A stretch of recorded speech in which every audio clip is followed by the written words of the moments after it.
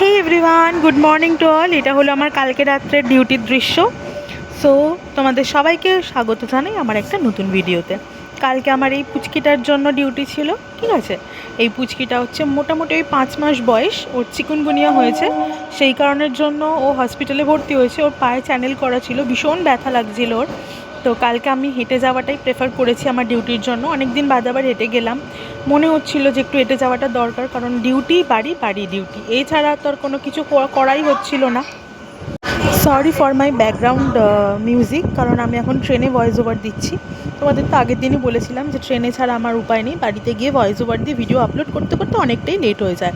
এই যে এখন আমি স্টেশনে চলে এসেছি, তারপরে আমাদের দিদি চলে এসেছিলো, মানে আমি যার সাথে যাই আর কি।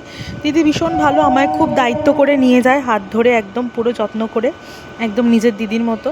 তারপরে এখন আমরা এই যে দেখো আমার ব্যাগের মধ্যে একটা প্রজাপতি বসেছে, সেটাই তোমাদের দেখাচ্ছিলাম। তারপর আমরা হাওড়া মেট্রোয় চলে এলাম। আমরা হাওড়া মেট্রো থেকে চলে গেলাম সল্টলেক স্টেডিয়াম।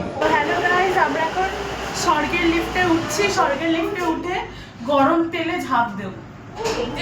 এক জিডিয়ে পানি में गई झपा, না সরি 2 জিডি झपक झपक। Pray for us. আর এটাই হলো আমাদের অ্যাকচুয়াল মনের ভাবনা চিন্তা। যাই হোক, কালকে অনেক আগেই পুচকুটার জন্য খাবার খেয়ে নিতে হয়েছিল, যার জন্য মাঝরাত্রিবেলায় প্রচণ্ড খিদে পেয়ে গিয়েছিল, কিন্তু কিছু করার নেই।